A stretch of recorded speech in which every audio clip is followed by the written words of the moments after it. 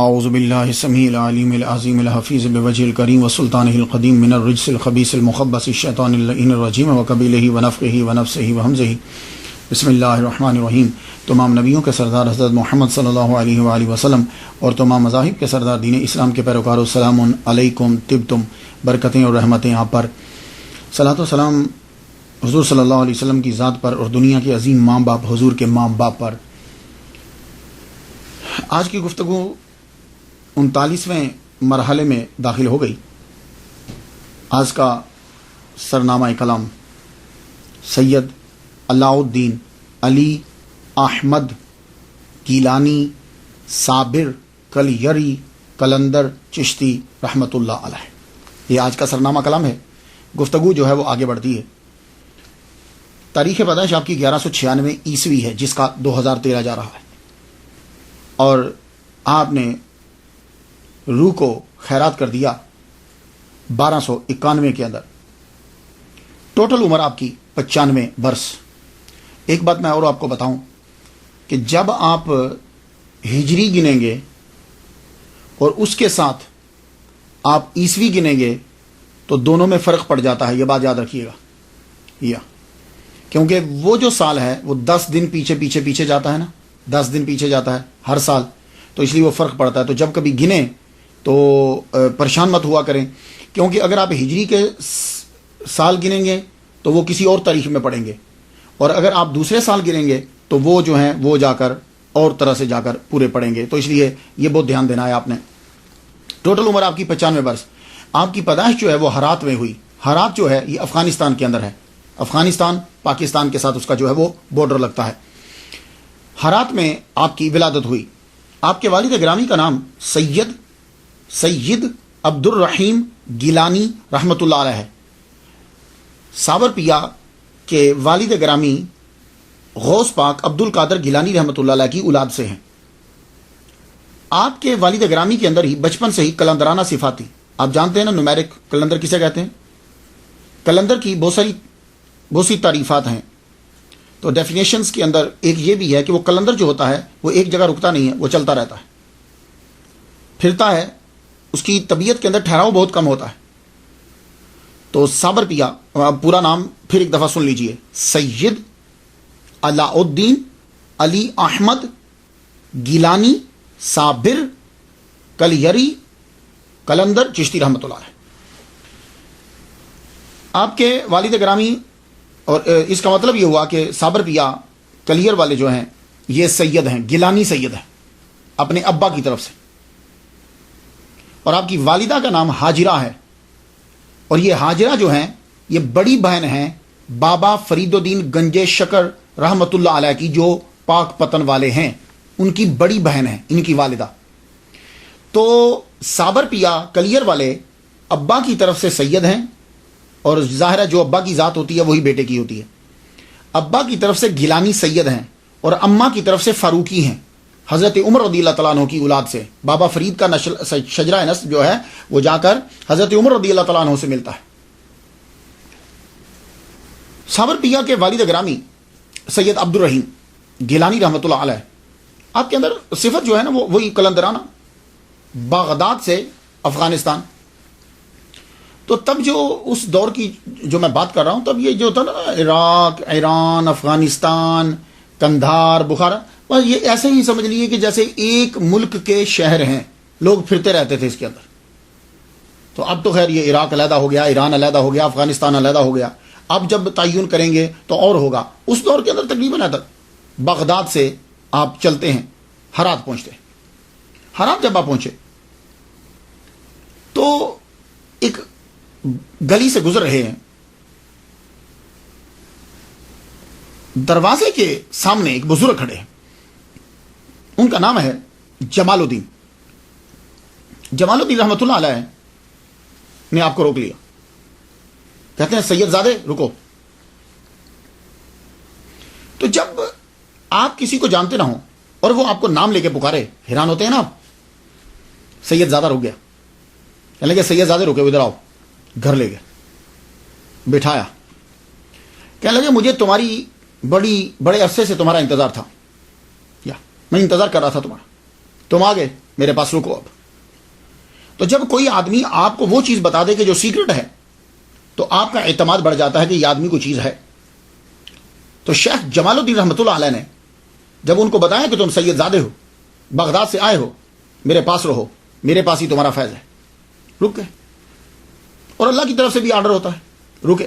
اب آپ نے ان کی ٹو چنگ تھے، آپ نے ان کی تربیت شروع کر دی، باطنی اور ظاہری دونوں علوم دی. جب آپ نے دیکھا کہ یہ اب ایک مقام پہ پہنچ چکے ہیں تو آپ نے اپنی بڑی بیٹی کا نکاح ان کے ساتھ کر دیا. کنہوں نے؟ شیخ جمال الدین فاروقی رحمۃ اللہ علیہ. شیخ جمال الدین فاروقی کے 3 بیٹے اور 1 بیٹی. بڑا بیٹا اعزاز الدین، چھوٹے بیٹے بابا فرید الدین گنج شکر رحمۃ اللہ علیہ، اس سے چھوٹے بیٹے نجیب الدین متوکل. یہ 3 بیٹے اور بڑی بیٹی حاجرہ. تو یہ حاجرہ جو ہیں، بی بی حاجرہ، ان کا نکاح سید عبد الرحیم گیلانی رحمۃ اللہ علیہ سے کر دیا. تو جب ان کا نکاح کر دیا تو اب یہ قصبہ میں رہتے تھے، گاؤں میں. تو قصبہ سے شہر میں چلے گئے، ہرات کے شہر میں چلے گئے، شہر میں جا کے رہنے لگے. تو اللہ تعالیٰ نے سید عبد الرحیم گیلانی رحمۃ اللہ علیہ کو 1196 کے اندر بیٹا عطا فرمایا. اب ظاہر ہے کہ صابر پیا کے والد گرامی جو ہیں غوث پاک کی اولاد میں سے، اور جو ماں ہیں وہ بھی اتنے بڑے مفتی اور بزرگ کی بیٹی. تو ان کی ولادت سے قبل ہی خواب میں محمد صلی اللہ علیہ وسلم کا دیدار ہوا. پھر مولا علی شیر خدا رضی اللہ تعالیٰ عنہ کا بھی دیدار ہوا. دونوں کا جب دیدار ہوا آپ کی ولادت سے پہلے، تو ماں نے بچے کی ولادت پر نام رکھ دیا علی احمد. علی احمد، علی حضرت علی اور احمد محمد مصطفیٰ صلی اللہ علیہ وسلم کے نام پر علی احمد رکھ دیا. تو والد گرامی نے سید عبد الرحیم نے اپنے بیٹے کا نام علاؤ الدین رکھا. وہ علاؤ الدین پکارا کرتے تھے. یہ اکثر آج بھی ہوتا ہے. آپ چلے جائیں، دادا کسی اور نام سے پکارتے ہیں، ابا کسی اور نام سے پکارتے ہیں، فیملی کسی اور نام سے پکارتی ہے. اور مذہبی کرانا ہوگا تو نام بڑے اچھے ہوتے ہیں، 2-3 نام ہوتے ہیں. تو والد گرامی پکارتے ہیں علاؤ الدین کے نام سے، ماں پکارتی ہے علی احمد کے نام سے، کیونکہ ان کی ولادت سے پہلے محمد مصطفیٰ صلی اللہ علیہ وسلم کا دیدار ہوا ہے اور مولا علی کا دیدار ہوا ہے. کچھ نام سمجھ رہے آپ؟ تو سید تو وہ ہیں، علاؤ الدین ابا پکارتے تھے، علی احمد اماں پکارتی تھی، اور صابر یہ 12 سال کے کڑے ریاضت کے بعد، روزے کے بعد، بابا فرید الدین گنج شکر رحمۃ اللہ علیہ نے یہ صابر کا جو ہے وہ خطاب دیا. اب آپ سمجھ گئے. تو سید علی احمد صابر. تو کلیری، چونکہ کلیر میں آپ کا مزار شریف ہے، کلندر آپ نے جو مشرب اختیار کیا وہ کلندر ہے، اور چشتی وہ سلسلہ ہے آپ کا. تو چشتیہ کلندریہ بھی سلسلہ ہے. تو آپ صابریہ سلسلے کے بانی بھی ہیں. آپ کی عمر جب 5 سال ہوئی، 1201 کے اندر صابر پیا کلیری کلندر رحمۃ اللہ علیہ کی عمر 5 سال ہوتی ہے تو آپ کے والد گرامی کا سایہ سر سے اٹھ گیا. آپ کے والد گرامی جب دنیا سے چلے گئے تو والدہ ماجدہ آپ کو واپس پھر قصبہ میں لے آئیں، جہاں آپ کی فیملی ہے، جہاں آپ کے ابا اور رشتہ دار جو رہتے وہاں واپس آ گئے. واپس جب آئے وہاں رہنے لگ گئی. تو بابا فرید الدین گنج شکر رحمۃ اللہ علیہ، انشاءاللہ جب ان کی گفتگو ہوگی تو میں آپ کو بتاؤں گا، وہ تب جا چکے تھے. ان کا ایک علیحدہ لائن ہے اور آپ اپنا ایک مقام بنا چکے تھے. واپس جب یہ آئے، یہاں رہنے لگی 9 سال جب عمر ہوتی ہے تو بڑی بہن حاجرہ ہرات سے لے کر اپنے بیٹے کو پاک پتن روانہ ہوتی ہیں. میں موجودہ نام لے رہا ہوں، پرانا نہیں، تاکہ آپ کو یاد رہے. پاک پتن یہ پاکستان کے اندر ہے. پاکستان کا صوبہ پنجاب ہے. صوبہ پنجاب سے ساہیوال کی طرف جب جاتے ہیں تو آپ پاک پتن ڈسٹرکٹ بن گیا ہے. پاک پٹن اس کو اس لیے کہتے ہیں، یہ اصل میں ہے پاک پٹن. تو یہ پاک پتن جو ہے، پتن پاک مینز ہوتا ہے کلین، پتن کہتے ہیں جس جگہ کے اوپر کشتی اور بوٹ آ کے لگتی ہیں اسے پتن کہتے ہیں. تو دریائے ستلج جب تب بہا کرتا تھا، بابا فرید الدین گنج شکر رحمۃ اللہ علیہ وہاں وضو کر رہے تھے. تو کسی نے یہ کہا کہ دیکھیے حضور، نہ تو پانی پاک ہے نہ جگہ پاک ہے، نہ تو پانی پاک ہے نہ جگہ پاک ہے. تو بابا فرید نے فرمایا نہیں، پاک پتن، یہ جگہ بھی پاک ہے پانی بھی پاک ہے. تو تب سے اس جگہ کا نام ہی پاک پتن پڑ گیا. اب آپ سمجھ گئے. تو میں پاک پتن ہی نام لوں گا کیونکہ لوگ اسے سمجھتے ہیں. اب تو پاک پتن جب پہنچی، سید علی احمد अलाउद्दीन अली अहमद साबिर गिलानी कलंदर चिश्ती रहमतुल्लाह अलैह 9 साल आपकी उम्र जब हो गई है तो आती हैं। तब आपकी खानकाह थी, तो आके कहने लगी अपने छोटे भाई से, बाबा फरीद उनके छोटे भाई हैं, कहने लगे मेरे बेटे को अपनी सरपरस्ती में ले लो, ये तुम्हारे पास रहेगा, इसे पढ़ाओ, इसे अपने पास रखो, ये यतीम है, तुम्हें सवाब भी होगा। कहा मेरी बहन सिर्फ यही नहीं, मैं ये कहता हूं कि तुम भी मेरे पास ही रह, आप भी यहीं रुक जाओ। कहने लगी नहीं, मैं यहां नहीं रुकती, जब तक मेरा बेटा माहौल से आगाही हासिल कर लेता है तब तक मैं यहां रुकती हूं। तो 9 साल के जब थे तो आप वहां रुके बाबा की खानकाह में, बाबा इनको पढ़ाने लगे इब्तदाई किताबें। 2 साल में इतना पढ़ लिया जितना दूसरे बच्चे 7 साल में पढ़ते, 2 साल के अंदर पढ़ लिया। अब जाहिर है मैं एक बात बता दूं आपको, अगर आप सिर्फ पढ़ाई पे ध्यान दें तो यकीन जानिए, मेरे डॉक्टर हुआ करते थे, डॉक्टर रशीद साहब फुत हो गए, मेरे वालिद ग्रामी पीर तालिब हुसैन या रहमतुल्लाह अलैह के डॉक्टर थे। वो कहा करते थे 4 घंटे अगर कोई मुसलसल पढ़े बिना कुछ किए, हम लोग हैं आप 4 घंटे कोई भी नहीं पढ़ता, वो कभी पेंसिल घड़ने लग जाते हैं, कभी कुछ करने लग जाते, 4 घंटे कोई मुसलसल पढ़े मुसलसल, तो वो कोई भी डिग्री हासिल कर सकता है, कोई से भी। तो अब 4 घंटे जब कोई पढ़े, तो जब जो 24 घंटे पढ़ता रहे, तो सैयद अलाउद्दीन अली अहमद साबिर गिलानी रहमतुल्लाह अलैह मुसलसल पढ़ते रहते, तो 2 साल में इतना इल्म हासिल कर लिया। तो 9, 10, 11 साल के हो गए ना, 11 साल के हुए तो मां ने समझ लिया कि मेरा बेटा जो है वो अब उसका दिल लग जाएगा, अब इतना बड़ा हो गया है कि वो अपना ख्याल खुद रख सकता है। तो 2 साल के बाद अपने भाई से कहने लगी मैं वापस हरात चलती हूँ, अफगानिस्तान वापस जाती हूँ मैं, तो मुझे इजाज़त दो, अब मेरा बेटा तुम्हारे पास ही रहेगा। कहा बहन रुक जाओ, कहा नहीं मैं वापस चलती हूँ, सारे रिश्तेदार सब वहीं हैं अभी, मैं वापस चलती हूँ। आप वहाँ से वापस चल पड़े और जाते हुए कहने लगी कि एक बात बताती जाऊँ फरीद, बात यह है मेरा बेटा ना कुछ कहता है और ना मांगता है, तो तुम्हें ही इसका ख्याल रखना पड़ेगा। तो बाबा फरीद ने फरमाया ज़्यादा से तालीम वो तो हम ध्यान दे रहे हैं, असल चीज़ होती है खाना, खाना मांगते हुए आदमी हिचकिचाता है, तो मैं तेरे बेटे की ड्यूटी ही लंगर पे लगा देता हूं कि 2 टाइम हमारी खानकाह में लंगर तकसीम होता है, तेरे बेटे की आज से ड्यूटी लंगर के ऊपर कि यही तकसीम करेगा। तो जब ये रहेगा ही खुराक के अंदर तो इसको मांगने की जरूरत नहीं पड़ेगी। तो आपको बुलाकर ये ड्यूटी लगा दी वालिदा के सामने, कहा देखो बेटा तुमने काफी पढ़ लिया, तुम छोटी उम्र में बहुत समझदार हो गए, आज से पूरी खानकाह में तुलाबा और फुकरा इनका खाना तकसीम करने का इंचार्ज जो है हम तुम्हें बनाते हैं, इंचार्ज तेरे हाथ में है, तो तुम खाना जो है वो तकसीम करोगे। माँ वहां से चली गई, खाना तकसीम करने की ड्यूटी लग गई। वो जहां से अब खाना तकसीम करते थे वो हुजरा एतकाफ अब बन गया है। मुझे ये सादत हासिल है, मैं वहां गया हूं, मैंने फातिहा पढ़ी है, दुआ मांगी है, वहां उसके पास ही कवाली होती है, कवाली भी सुनी थी, कलाम उसका अच्छा था। तो वहां पहले लंगर वहां से तकसीम हुआ करता था, फिर बाद में आपने अपना हुजरा बना लिया और वहां आप एतकाफ बैठ गए। लंगर जो है वो 2 टाइम में तकसीम होता था, लंगर जो है वो 2 टाइम में तकसीम होता था, एक इशराक के बाद, दूसरा अवाबीन के बाद। सूफिया कराम जो हैं वो इशराक और अवाबीन, इशराक के साथ चाश्त ज़िमनन वो साथ होती है, इसका बहुत ख्याल रखते हैं, ये बात याद रखिएगा, इशराक और चाश्त बहुत जरूरी है, बहुत जरूरी है। तहज्जुद की तो मैं गुफ्तगू नहीं कर रहा, ये भी बहुत जरूरी है। तो खाना 2 टाइम तकसीम होता था, इशराक के बाद और अवाबीन के बाद, फिर उसके बाद ईशा जो है वो अपने टाइम पे लेट पढ़ते थे, जैसे भी पढ़ते थे। तो खाना तकसीम करते और साथ आप पढ़ते, ये तालीम और तकसीम का सिलसिला जो है वो जारी रहा, तालीम और तकसीम का सिलसिला जारी रहा। मालूम है कितने? 12 साल तक, 12 साल तक तालीम और तकसीम का सिलसिला जारी रहा। 12 साल के बाद वालिदा मोहतरमा तशरीफ लाई, बेटे की याद सताई, वक्त भी करीब बहुत बूढ़ी हो गई थी, करीब आई, 12 साल के बाद आई। आते ही भाई से मिली, कहा मेरे बेटे को तो मिलाओ, पता नहीं जिंदगी है कि नहीं है, अपने बेटे से मिल लो।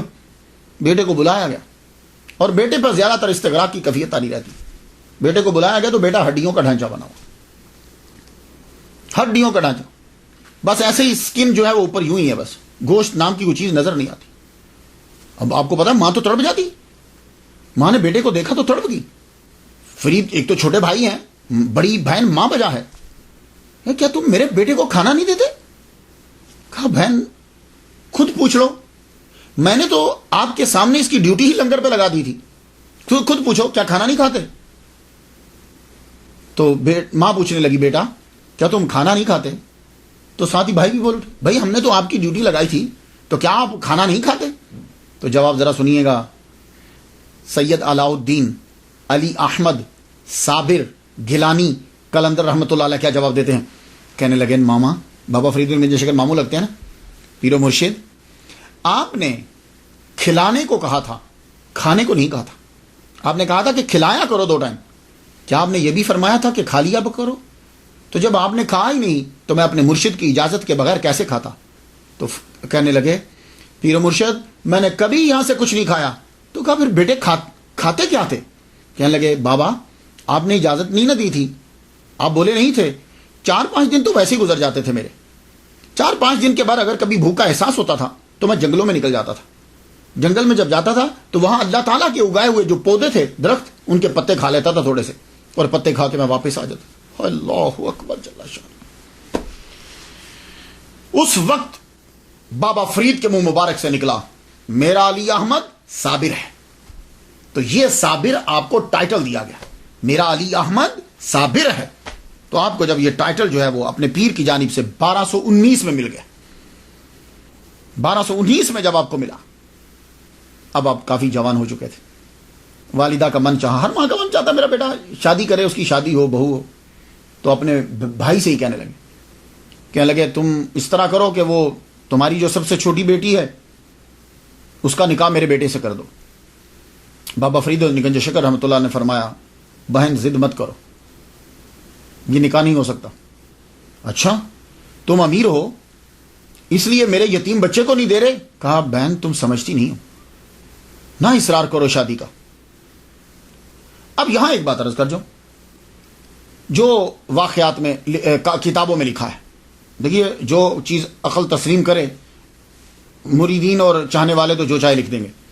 یہاں یہ بیان کیا جاتا ہے کہ آپ کی شادی ہو گئی، آپ کمرے میں گئے، آپ نے ایک آہ بھری اور بیوی کو جلا دیا. یہی سنا نا؟ میں بھی یہی سنتا رہا کہ وہ جل کے راکھ ہو گئی، جبکہ یہ جل کے راکھ ہے ہی نہیں ہے، یہ کافی عرصہ زندہ رہی ہیں. بابا فرید الدین گنج شکر رحمۃ اللہ علیہ کی 3 بیٹیاں تھیں. 3 بیٹیاں تھیں آپ کی. ایک بی بی مستورہ، ان کا نکاح شیخ عمر فاروقی رحمۃ اللہ علیہ سے ہوا.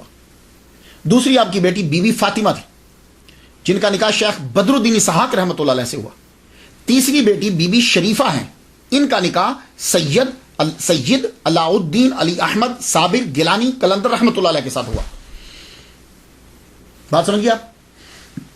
اور یہ کافی عرصہ زندہ ہے، اور یہ ایسے ہی رہتی تھی کہ جیسے ایک عورت ہوتی ہے نا، اس کا خامن نہیں ہے، ویسی کبھی، یعنی بالکل کمرے میں بند رہنا اور تجرد اور تحیر استغراق کے اندر ان کی بھی کیفیت ویسے ہی رہتی تھی. کیوں بھائی؟ دیکھو جلاؤ تو تب جب کوئی معمولی عورت سامنے بیٹھی ہو. بابا فرید الدین گنج شکر کی بیٹی ہیں، کیوں جلاؤ گے؟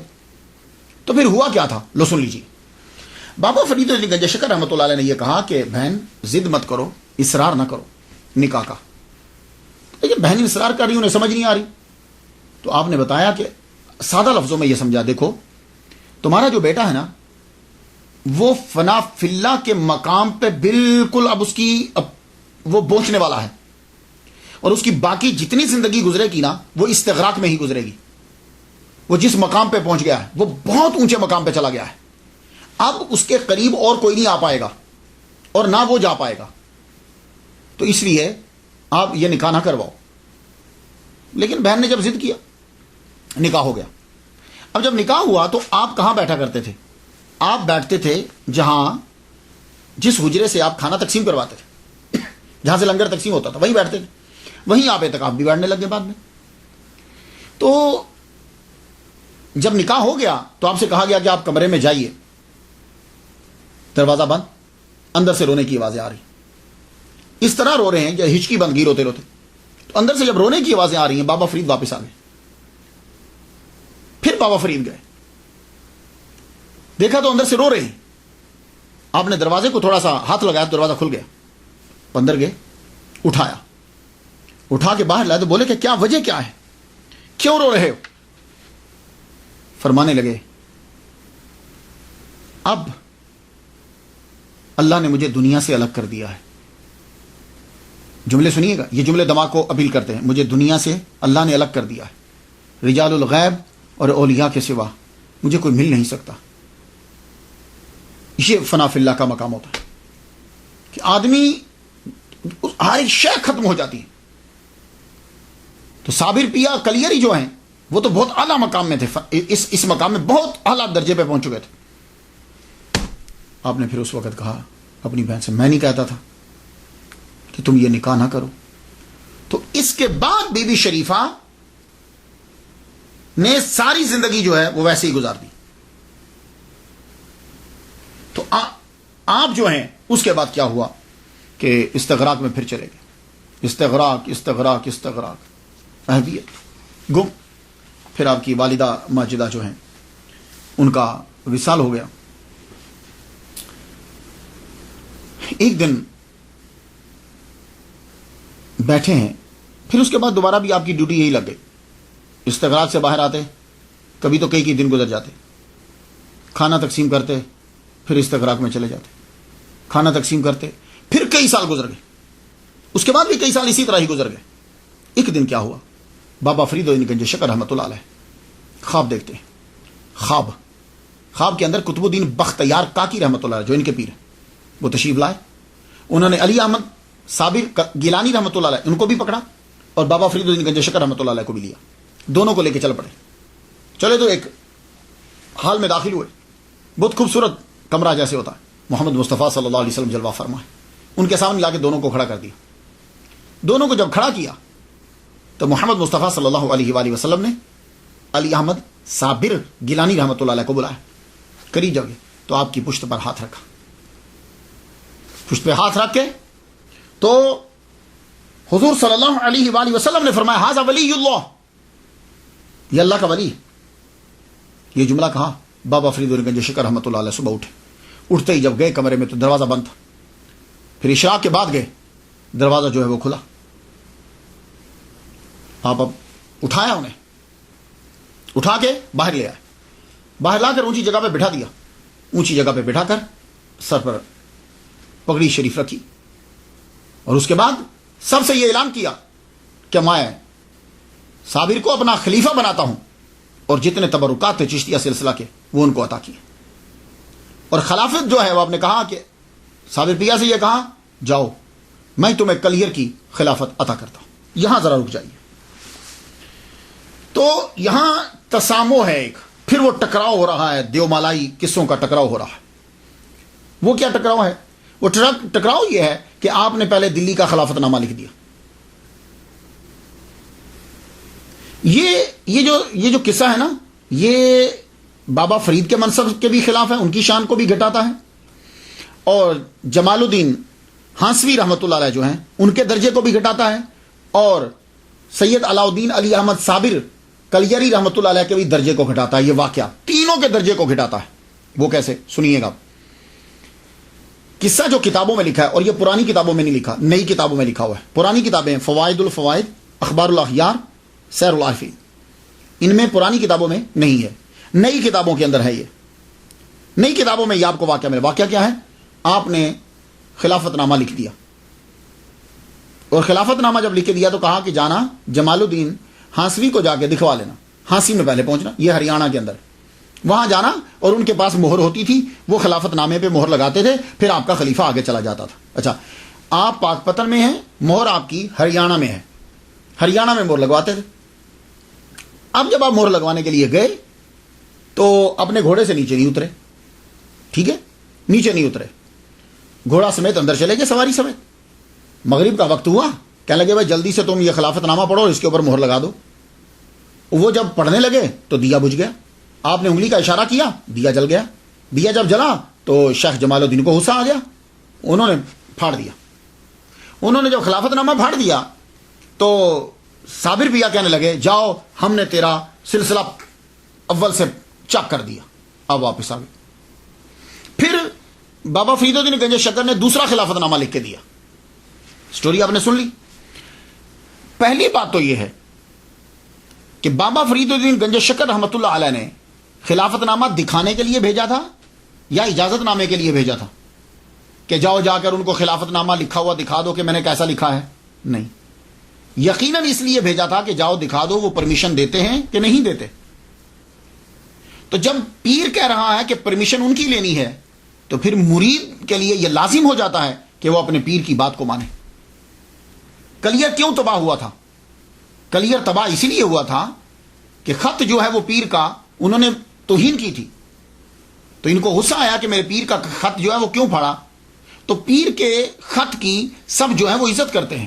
ایسا کوئی مرید نہیں ہو سکتا کہ جو اپنے پیر کے نالین کی اور پیر کے لکھے ہوئے کی عزت نہ کرے.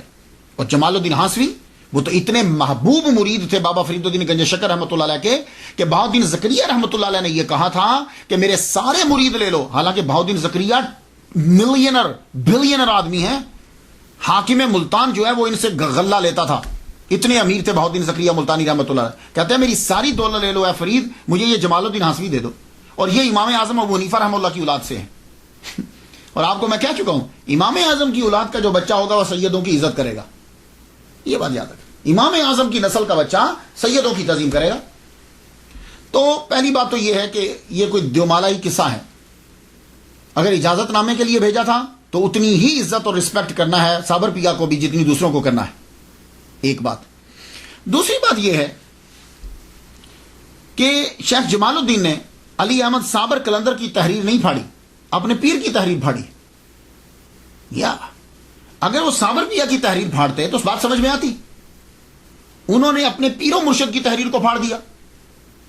تو میں ساری چیزیں تسلیم کر لوں گا, میں یہ تسلیم نہیں کر سکتا کہ مرید اس دور میں, آج کے مرید کو چھوڑو, اس دور کا مرید جو ہے وہ اپنے پیر کی تحریر کو پھاڑ دے. میں یہ تسلیم ہی نہیں کر سکتا, میری عقل تسلیم ہی نہیں کرتی. جو مرضی ہو جائے وہ اپنے پیر کی تحریر کو نہیں پھاڑے گا.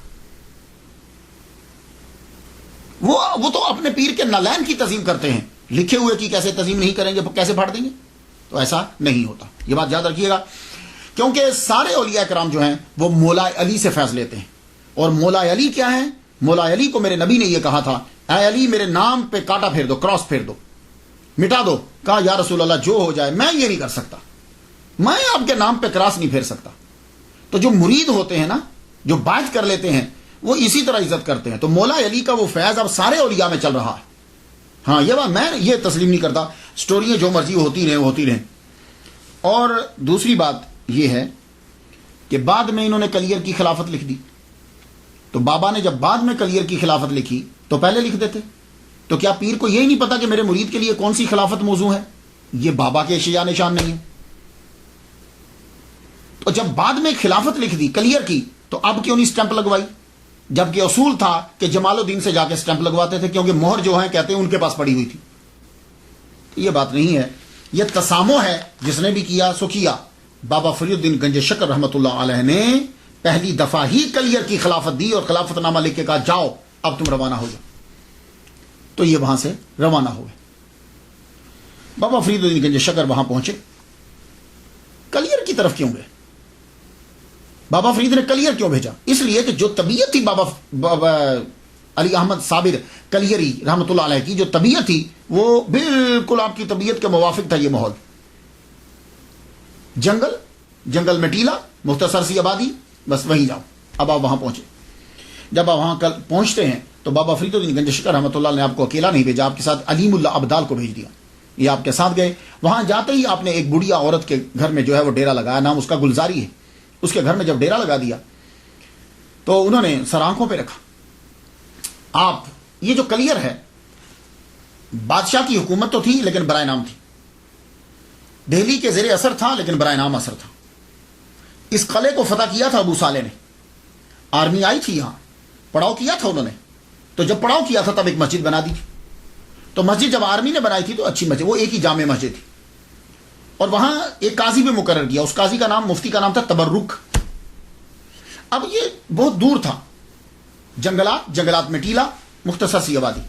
زیادہ تر لوگ جو ہیں وہ یہاں کے غریب تھے, مزدور تھے, یا وہ کھیتی باڑی کرتے تھے یا وہ لکڑیاں جو ہیں وہ بیچتے, اور آدھی مزارے اور آدھی ساہوکاروں کی نوکر, ان سے پیسے لیے مقروض سب کے ساتھ. تو ایک وہاں بڑا آدمی تھا, نام اس کا تھا قیام الدین. یہ قیام الدین جو ہے, جو قلعہ تباہ ہو چکا تھا, اس قلعے کو دوبارہ سے تعمیر کر کے اسی قلعے کے اندر رہنے لگ گیا تھا. یہ قیام الدین، اور یہی ذمہ دار جو ہے یہی وہاں اقتدار اسی کا تھا، اسی کا اثر و رسوخ چلتا تھا، اور قاضی جو ملا تھا وہ اسی کا نوکر بنا ہوا تھا۔ آپ سیدھا جامع مسجد میں پہنچے، جامع مسجد میں آپ نے جا کے اعلان کر دیا، سنو میرے پیر و مرشد شیخ بابا فرید الدین گنج شکر رحمۃ اللہ علیہ، یہ رحمۃ اللہ علیہ میں کہہ رہا ہوں، تو انہوں نے، میں ان کا خلیفہ ہوں اور یہ خلافت نامہ ہے اور یہاں کی ولایت جو ہے انہوں نے مجھے عطا کی، یہ کہہ کے واپس آ۔ جب آپ نے یہ کہا، اب بات آہستہ آہستہ لوگوں میں پھیلنے لگی، تو غریب لوگ آپ کے پاس آنے لگے، آپ نے ان کو بتلایا کہ اسلام کیا ہوتا ہے، توحید کیا چیز ہے، اور جب انسان توحید اختیار کر لیتا ہے تو پھر سب برابر ہو جاتے ہیں۔ اب بتا رہے ہیں کہ اونچ نیچ ہمارے ہاں نہیں ہوتی، ہمارے ہاں سب برابر ہوتے ہیں، اور جو تمہاری مسجد ہے، یہ جو تم نے مسجد بنائی ہے، اس مسجد کے اندر تم لوگ کیا کر رہے ہو کہ یہاں امیروں کی لائن اور ہے، غریبوں کی لائن اور ہے، تو تم نے اللہ تعالیٰ کے گھر کے اندر بھی جگہوں کا تعین کر دیا۔ خدا کے گھر کے اندر تو سب ایک ہوتے ہیں، جو سب سے پہلے آتا ہے وہ پہلی جگہ پہ کھڑا ہوتا ہے، بادشاہ بھی بعد میں آئے گا تو اس کے لیے ہم جگہ نہیں بنائیں گے، وہ پیچھے کھڑا ہو کے نماز پڑھے، تم کسی کو وہاں سے اٹھا نہیں سکتے۔ تو آپ جب یہ باتیں کرنے لگے، اب اس سے زد پڑتی ہے امیروں کو بھی اور قاضی کو بھی، کیونکہ یہ فرق اور تفاوت انہی نے تو رکھا ہوا ہے۔ اب قاضی نے جا کے قیام الدین سے بات کی، ذمہ دار سے کہنے لگا، سن ذمہ دار، یہ جو بابا آیا ہے تجھے کو سمجھ اس کے بارے میں تم نے سنا ہے؟ کہتا ہے کہ میں یہاں کا صاحب ولایت ہوں، یہاں کی خلافت میرے پاس ہے، میرے بابا نے، ہم نہیں جانتے کسی بابا کو، یہ سب جادوگری ہے، ایسے بہت سے شبدہ باز یہاں آتے ہیں، اور دیکھ تو دھیان نہ دینا، اور اگر تو اس کی طرف چلا گیا تو سن تیری ذمہ داری بھی، سرداری بھی جائے گی۔ اور ساہوکاروں سے جا کر دیکھا، یہ سب کو برابری کا سبق دے رہا ہے، تمہاری ساہوکاری گئی۔ اب امیروں کو، اب یہ سارے لوگ ذمہ دار، ساہوکار اور یہ دین کے ٹھیکیدار اکٹھے ہو گئے۔ اکٹھے جب یہ ہو گئے تو اب یہ لوگوں کو دھمکانے بھی لگے، ڈرانے بھی لگے، وہ بیچارے مظاہرے تھے، غریب تھے، آہستہ آہستہ لوگ بابا سے پیچھے ہٹنے لگے۔ یہ لوگ دیکھتے رہتے کہ بابا کے پاس کون جاتا ہے، جو جاتا پھر چیک کرتے کہ یہ کس کے زیر اثر ہے، ساہوکار کے یا ذمہ دار کے، جس کے زیر اثر ہوتا وہاں سے دھمکا دے۔ سارے لوگ ہٹ کے 5 بندے بچ گئے، ٹوٹل 5 آدمی بابا صابر پیا کلیئر کے ساتھ لگ گئے، صرف 5 بندے رہ گئے۔ آپ نے اب خط لکھے، پہلا خط لکھا اپنے پیر کو، علیم اللہ ابدال کے ذریعے سے مرشد کو خط بھیجا اور کہا کہ یہ قاضی جو ہے یہ بہت شرارتیں کر رہا ہے، ہمیں آپ نے صاحب ولایت بنایا یہاں کا، یہ تسلیم نہیں کرتا ہمیں۔ تو بابا فرید الدین گنج شکر رحمۃ اللہ علیہ نے پہلا خط لکھا، اور خط کا مخاطب قاضی تھا، قاضی سے یہ بتایا میرا نام کیا ہے، اپنا بتانے کے بعد کہا ہم نے اس کو یہاں کی ولایت دی ہے، اور قرآن کی آیات بھی لکھی اور حدیث مبارکہ بھی لکھی، اور کہا کہ تم شرارتوں سے باز آ جاؤ۔ بہت نرمی سے خط لکھا۔ وہ خط لے کے علیم اللہ ابدال جب واپس آئے، سب سے پہلے بابا نے پڑھا، صابر پیا نے پڑھا، پڑھنے کے بعد وہ خط قاضی کو بھیج دیا۔ علیم اللہ ابدال جب قاضی کے پاس وہ خط لے کر گئے، قاضی نے پڑھتے ہی اس کو پھاڑ دیا، جب پھاڑا تو دے دیا علیم اللہ ابدال کو، کہا یہ لے۔ خط واپس آیا تو صابر پیا کہنے لگے تم نے اچھا نہیں کیا۔ تو اب وہ چاک کردہ خط جو چاک کیا تھا وہ، اور ساتھ ایک اور خط لکھ دیا، کہا پیر و مرشد سلام ہو آپ کو، یہ دیکھیے اس نے آپ کے خط کو چاک کر دیا ہے، اور پھر صورتحال لکھی، بتایا کہ اس کے ساتھ ذمہ دار بھی ہے، قیام الدین اس کا نام ہے، اور اس کے ساتھ اور آدمی بھی ہے، اور یہ سب لوگ جو ہیں وہ شہر کے اندر مجھے بدنام کرتے ہیں، میری بات کو مانتے نہیں۔ اب بابا فرید الدین گنج شکر رحمۃ اللہ نے دوسرا خط قیام الدین کو لکھا، ذمہ دار کو، جس کا اثر و رسوخ تھا۔ اب جب علیم اللہ ابدال دوسرا خط لے کر آئے تو آپ نے خط پڑھا، اور خط ویسے ہی قیام الدین کے گھر میں بھیج دیا۔ علیم اللہ ابدال جب وہاں خط لے کر گئے تو وہیں قاضی موجود تھا، قاضی تبرک وہیں موجود تھا، وہیں پر۔ اب جب اس نے خط دیکھا اور علیم اللہ سمجھ گیا، خط لیتے ساری سے چھوڑیے حضور، یہ اسی طرح کے خط لیتے رہتے ہیں، آپ کو پریشان ہونے کی ضرورت نہیں ہے۔ اب جب وہ خط کی توہین کر رہا تھا تو زلزلہ آنے لگ گیا، کانپی زمین، ایک دم سے کانپی، اسے ڈر ہوا کہ کہیں چھتیں گرنا ہے، چھوڑیے حضور ابھی رک جائے گی، یہ تو ویسے ہی پہاڑی کے اوپر ذرا ہلتا رہتا ہے۔ وہ پھر ایک دم واپس آ گیا، ٹھیک ہے۔ قاضی نے اب لے کے خود خط پھاڑ ڈالا، دوسرا خط پھر پھاڑ ڈالا، اور ذمہ دار اس کے ساتھ۔ اب جب دوسرا پھٹا ہوا خط لے کر گئے تو اب تیسری مرتبہ پھر علیم اللہ ابدال کو بابا فرید الدین گنج شکر رحمۃ اللہ علیہ کے پاس بھیج دیا صابر پیا نے۔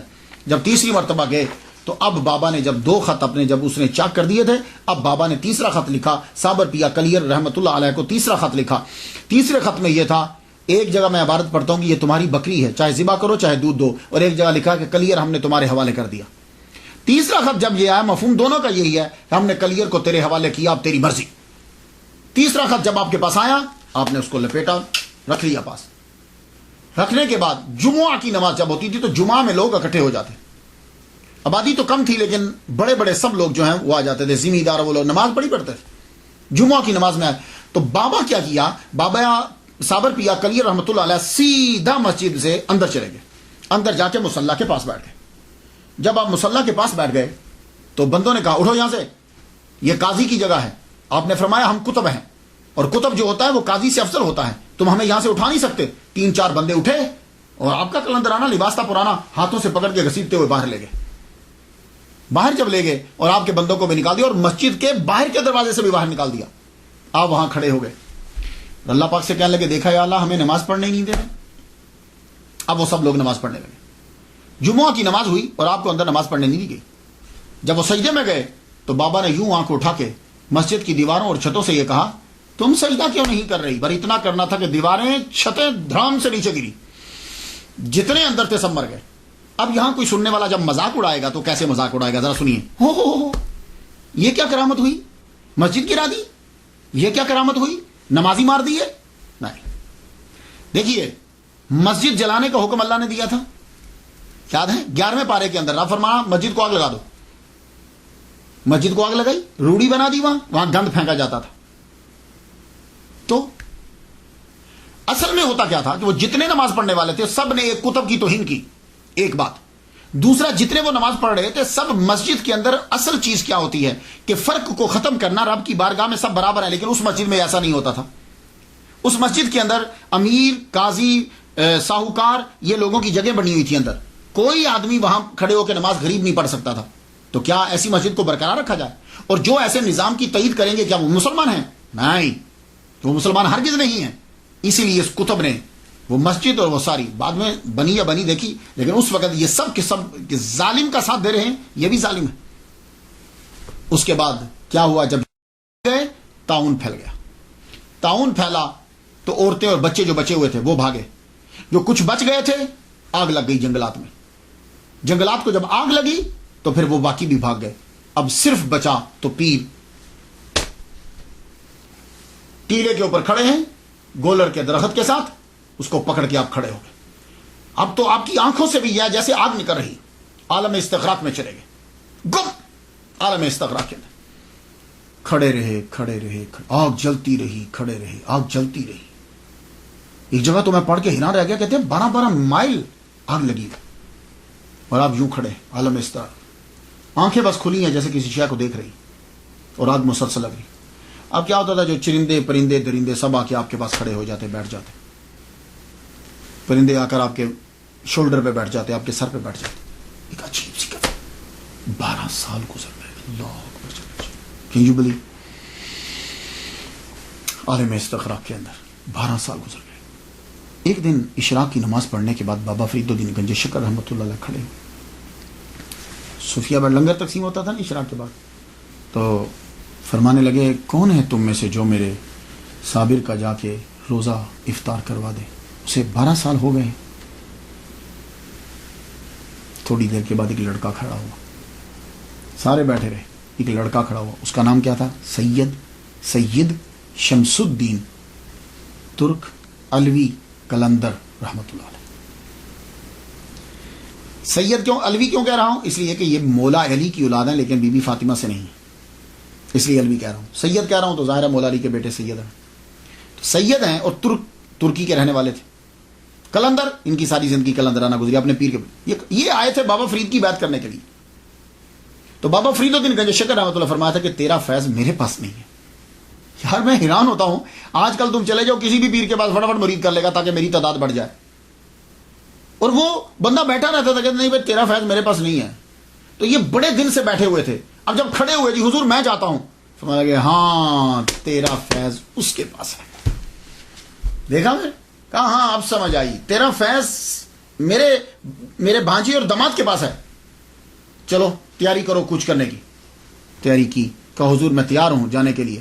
فرما لگے سنو، میرے صابر کے پاس جانے سے پہلے کچھ چیزیں سن لو۔ پہلی بات تو یہ ہے کہ یہ کچھ چیزیں ہیں، یہ لیتے جاؤ تیرے کام آئیں گی۔ ان میں کچھ آئل تھا، تھوڑا سا آپ نے دم کیا، کہا کہ میرے صابر کو 12 سال ہو چکے ہیں ایک ہی حالت میں کھڑے ہوئے، یہ لے جاؤ آئل، اور اس میں کافی ساری چیزیں، دم بھی تھا، تو اسے جب میرا صابر بیٹھے گا ضرورت تمہیں پڑے گی اس کی، یہ بھی لے جاؤ۔ اور دوسرا، تم اس کے سامنے مت جانا جب تک وہ بیٹھ نہ جائے، اور یا جب تک تمہیں اجازت نہ دے دے، تم اس کے سامنے مت جانا۔ باقی تم علیم الابدال جو ہے وہ تمہیں وہاں کلیئر تک پہنچا دے گا، اور باقی اللہ تیرا حافظ و ناصر۔ جاؤ۔ سید شمس الدین ترک قلندر الوی رحمۃ اللہ علیہ روانہ ہوئے، دعاؤں اور نصائح کے ساتھ وہاں سے روانہ ہوتے ہیں۔ قصہ مختصر کے کلیئر میں یہ پہنچ گیا، علیم الابدال نے رستہ بتایا، دیکھا تو یہ تقریباً رستے میں رکے، رستے میں رک کر سہارنپور سے آگے، یہ اب رک کے دن کے ٹائم جو ہے نا یہ آپ چلے گئے، دن کے ٹائم جب وہاں پہنچے ابھی سورج تھا، آپ پیچھے ٹیلے کے پیچھے سے چڑھے، پیچھے سے چڑھ کے کمر کے پیچھے کھڑے ہو گئے، کمر کے پیچھے کھڑے ہو کے قرآن پڑھنے لگے۔ ترکی تھے، سید ہیں، الوی ہیں، اور آواز خوبصورت اور جوان تھے۔ یاسین والقرآن الحکیم انک لمن المرسلین علی صراط مستقیم تنزیل العزیز الرحیم لتنذر قوما ما انذر آباؤہم۔ مختلف آیات پڑھتے جا رہے، تاہا ما انزلنا علیک القرآن لتشقی۔ بڑی خوبصورت آواز، ہماری کہاں آواز ہیں، ترکی آواز سٹائل میں جب پڑھا تو قرآن مجید جب کلام اللہ کا کان میں آیا تو صابر پیا کلیئر فرمانے لگے، پیچھے کھڑے ہو کے قرآن کیوں پڑھ رہے ہو، آگے آؤ، پیچھے نہیں پڑھو قرآن۔ آپ آگے بڑھے لیکن سامنے نہیں آئے، داہنی طرف کھڑے ہو گئے، داہنی طرف کھڑے ہو کے قرآن پڑھنے لگے۔ پھر قرآن پڑھ رہے، قرآن پڑھتے جائیں، آیات چن چن کے پڑھ رہے ہیں، سبحان اللہ کیا خوبصورت آواز تھی۔ تو ایک دم چپ کر گئے، چپ کر گئے تو صابر پیا بولے، چپ کیوں کر گئے ہو؟ عرض کی حضور کھڑا کھڑا تھک گیا ہوں، کھڑا کھڑا تھک گیا ہوں، میں سفر بھی کر کے آیا ہوں، تھک بھی گیا ہوں۔ تو بولے تو بیٹھ جاؤ۔ کہا حضور آپ کھڑے ہیں اور میں کیسے بیٹھ سکتا ہوں؟ کہنے لگے اچھا تو چلو پھر ہمیں بٹھاؤ۔ تو آپ وہ جنبش، ہاتھ نے جنبش کی، قرآن کی پاور، آپ نے پیچھے سے نا یوں کمر کو پکڑا، آگے ابھی بھی نہیں آئے، پیچھے سے یوں کمر کو پکڑا۔ اب 12 سال سے جب ایک حالت میں کھڑے ہیں تو آپ کیا سمجھتے ہیں کہ عذاب میں ابھی طاقت ہے موو کرنے کی؟ نہیں، عذاب ایسے کہ ایسے ہو گئے۔ آپ نے پیچھے سے پکڑ کر یوں اپنے جسم کے سہارے سے آپ کو پیچھے لا کے وہ درخت کے تنے کے ساتھ آپ کو یوں ایسے رکھ دیا۔ جب نیچے بیٹھ گئے تو اب سامنے آئے، اللہ اکبر جل شانہ، اب سامنے آئے تو اب قرآن پڑھنے لگے۔ قرآن جب پڑھنے لگے، پڑھتے پڑھتے پھر رک گئے۔ تو صابر بھیا پوچھتے آپ کیوں رکے ہو؟ کہنے لگے حضور شام ہونے والی ہے تو مجھے جلدی واپس پاک پتن جانا ہے۔ اللہ اکبر جل شانہ، مجھے پاک پتن جانا ہے تو میں پہنچ نہیں پاؤں گا۔ پاک پتن کا نام سنا نا جب تو آنکھوں میں آنسو آ گئے۔ بولے ہمارے مرشد کے شہر سے آئے ہو؟ ہمارے مرشد کے شہر سے آئے ہو؟ 12 سال کے بعد آواز سن رہے ہیں۔ کہا ہاں حضور میں بابا فرید کے شہر سے آیا ہوں، انہوں نے مجھے بھیجا ہے، تو اگر آپ مجھے اپنی غلامی میں مستقل رکھ لیتے ہو تو پھر تو میں رہ جاتا ہوں، ورنہ مجھے جانے دیجیے۔ کہنے لگے نہیں، تم ہمارے فرزند ہو، رکو، تم ہمارے پاس رکو۔ کہا اچھا مرشد ٹھیک ہے۔ قرآن شروع کر دیا، قرآن جب پڑھنا پھر رک گئے۔ کہا اب کیا ہوا، آپ کیوں رکے ہو؟ کہا حضور بھوک لگ گئی ہے کچھ کھانے کو۔ فرمان لگے تو وہ گولر توڑو نا، وہ گولریاں توڑو اور ان کو پکا کے تو کھاؤ۔ اب جب پکائے گئے تو سامنے رکھ دیے لا کے۔ تو کہا کھاتے کیوں نہیں؟ کہا حضور کیسے کھاؤں، آپ نہیں کھائے، مرشد نہیں کھائے گا تو میں کیسے کھا لوں؟ کہا اچھا چلو لاؤ۔ اللہ اکبر جل شانہ، خود وہ ابالتے پانی میں ابال کے بنا نمک کے ابال کے پیر کو دی، خود کہیں کیا کہنے تھے۔ پھر آگے بڑھے، اپنے مرشد کو جو ہے نا وہ جو بابا فرید نے تیل دیا تھا وہ تھوڑا تھوڑا لگایا، ہاتھوں کو، پنڈلیوں کو لگایا، خود ان کی اپنی کرامت تھی، یہ بابا کے تیل کی کرامت تھی، خود ان کی زبان میں بڑا اثر تھا، جو منہ سے کہتے تھے وہ نکل جاتا، فوراً پورا ہو جاتا تھا. لیکن یہ تو ایک ویسے ہی ظاہری سبب ہے، جسم نے کچھ جنبش. کہنے لگے شمس الدین پانی لاؤ نا، ہم وضو کریں. وضو کروایا، پھر جتنی نمازیں تھیں سب پڑھی، مغرب بھی پڑھی، عشاء بھی پڑھی. عشاء کی جب نماز ہو گئی تو صابر پیا کہنے لگے شمس الدین جب عشاء کی نماز ہو جائے نا تو پھر میرے سامنے نہ آنا کرنا، تہجد سے پہلے تو میرے پیچھے ہی رہنا. ہاں تہجد میں آ جایا کرنا، تو پھر تہجد اور باقی نمازیں پڑھا. شمس الدین دور جا کے لیٹ گئے. تہجد کا وقت ہوا تو شمس الدین اٹھے. اس وقت اور اب بھی گاؤں کے اندر ستاروں کو دیکھ کر ٹائم معلوم کرتے ہیں کہ کیا ٹائم ہوا ہے، اور بالکل ایکوریٹ ہوتا ہے. یہ حیران کن بات ہے. تھوڑا سا ہی فرق، 1-2-3 منٹ کا فرق ہوتا ہے. تہجد کے وقت اٹھے اور جا کر پیر کے کان میں کہا الصلاۃ الصلاۃ الصلاۃ، اور کچھ آیات پڑھی. وہ عالم استخراج سے واپس آ گئے. آپ وضو کرواتے. اب ایک بات عرض کر جو، یہ بزرگ دوسروں سے وضو کیوں کرواتے ہیں؟ ہم نے کبھی دیکھا دوسروں سے وضو کیوں کرے؟ اس لیے کہ جب کوئی وضو کرواتا ہے تو پانی کم استعمال ہوتا ہے. یہ مطلب نہیں کہ ان کو تکبر ہے، وہ خود وضو نہیں کرتے، نہیں. جب کوئی آپ کو وضو کروائے گا تو آپ پانی کم استعمال کریں گے، اور جب آپ خود وضو کریں گے تو پانی کا استعمال زیادہ کریں گے. اس لیے بزرگان دین کسی سے وضو کرواتے تھے تو ایک لوٹے میں وضو بھی ہو جاتا تھا. اور اب آپ دیکھ لیجئے مسجد میں جاتے ہو کتنا پانی استعمال کر دیتے ہو. تو وضو جو ہے وہ کیا. وضو کرنے کے بعد تہجد، پھر فجر، پھر اشراق، اس کے بعد پھر استغراق. پھر اس طرح سارا دن پھر آپ جو ہے نماز. آپ نے کیا کیا کہ لکڑیاں اکٹھی کی جنگل سے، کچھ گھاس پھوس لیا، اور آپ نے اپنے پیر کی ایک جھونپڑی بنا دی. وہی قریب ایک جھونپڑی ایک دن میں ایک ہی بنی. نماز کے ٹائم جو ہے وہ استغراق سے باہر آ جاتے، نماز پڑھتے. اس کے بعد اب آپ کھڑے نہیں رہتے تھے، اب آپ بیٹھتے تھے. پہلے تو آپ نے کھڑے گئے، اب آپ بیٹھ کر استغراق میں چلے جاتے. دوسرے دن آپ نے اپنی سائڈ پہ دور جا کے اپنی جھونپڑی بنا لی. وہاں شمس الدین ترک قلندر رحمۃ اللہ علیہ وہاں رہنے لگے. شمس الدین کے آنے کا یہ فائدہ ہوا، سید شمس الدین علوی ترک قلندر رحمۃ اللہ کے آنے کا فائدہ یہ ہوا کہ اب لوگوں کی آمد و رفت بڑھنے لگ گئی، اور آپ کے استغراق کا دورانیہ جو ہے وہ کم ہو گیا. اب جو ہے صابر پیا خود ان کو تعلیم دینے لگ گئے، ظاہری اور باطنی دونوں تعلیم جو ہے وہ ان کو دیتے. اللہ اکبر جل شانہ. یہ ایک معمول بن گیا، استغراق کم سے کم. لیکن عشاء کے بعد جو ہے وہ صبح تک جاری رہتا. صبح تک یہ جاری رہتا، لوگوں کی آمد و رفت ہونے لگ گئی، اور یہ خبر پھر دور دراز تک بھی جانے لگ گئی. لوکل لوگ بھی آتے اور باہر سے لوگ بھی آتے. لیکن وہ پہلے شمس الدین بتاتے کہ اب کون سا وقت ہے، اس وقت میں تم جا سکتے ہو کہ نہیں جا سکتے. تب لوگوں کا سامنا ہوتا. اگر آپ اجازت نہ دیتے تو کوئی آگے جا نہیں سکتا تھا. اور جب کوئی دہلی سے آتا، نظام الدین اولیاء رحمۃ اللہ علیہ جو ہیں وہ آپ کے بڑے ہمراز اور آپ کے بڑے قریبی تھے، بڑے محبت کرنے والے تھے. تو جب کوئی دہلی سے آتا تو صابر پیا پہلے ہی فرما دیتے شمس جی حضور بھائی دہلی سے آ رہے ہیں مہمان، کچھ تھوڑا سا نمک بھی ڈال دینا بیچ میں، کیونکہ وہ نمک استعمال کرتے ہیں، پھیکے ان کو اچھے نہیں لگتے، تو نمک ڈال. تو واقعی آدمی جو ہے وہ کھانے کے ٹائم دہلی سے آ جاتا. ایک مرتبہ امیر خسرو رحمۃ اللہ علیہ تشریف لائے. یہ کیسے ہو سکتا ہے کہ نظام الدین اولیاء کے دوستوں اور امیر خسرو تشریف نہ لائیں؟ امیر خسرو آئے، بڑی محبت کی.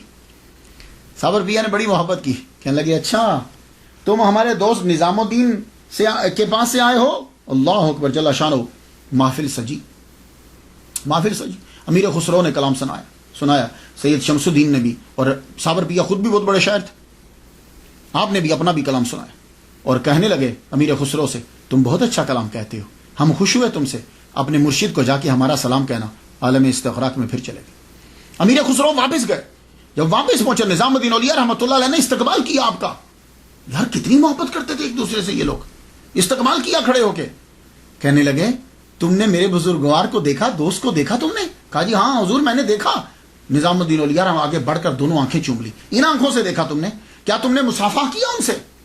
تم نے ہاتھ ملایا ان سے؟ کہا ہاں میں نے ہاتھ ملایا. دونوں ہاتھ پکڑ کے چوم لیے. اللہ اکبر جل شانہ. یہ عقیدت کا اظہار ہے یہ کہ اپنے دیوانے کے ہاتھ چوم رہے ہیں، کہ اس نے ان ہاتھوں سے صابر پیا کے جسم کو، ہاتھوں کو ہاتھ لگایا. پھر ایک مرتبہ کیا ہوا کہ بابا فرید کے قوال تھے، حسن قوال. وہ جب ہندوستان کے ٹرپ پہ نکلے کہ بابا فرید کے خلفاء اور مریدین سے مل کر آؤں تاکہ بہت پیسہ ملے گا. بڑے پیر سے جائیں تو چھوٹے چھوٹے پیر مرید تو سب دیں گے نا. نظام الدین اولیاء رحمۃ اللہ علیہ کے پاس سے بہت پیسے ملے, اور بھی مریدوں کے پاس سے بہت پیسے ملے. کہا چلو چلتے چلتے کلیئر سے بھی ہوں, شاید یہاں سے بھی کچھ پیسے مل جائے. پہلے تو کلیئر کا آستانہ ہی نہ ملا. بولے کہ خانقاہ کہاں؟ لوگوں نے بتاؤ ٹیلے پہ چلے جو وہاں جھونپڑی ملے گی وہی خانقاہ ہے. حسن قوال وہاں پہنچا, جب دیکھا تو آپ عالم استغراق میں ہے. سید شمس الدین کہیں شاید کوئی لکڑیاں یا کچھ چیز لینے گئے ہوئے تھے, یہ اوپر چڑھے, دیکھا تو آپ بیٹھے ہوئے, یہ سامنے کھڑے ہو.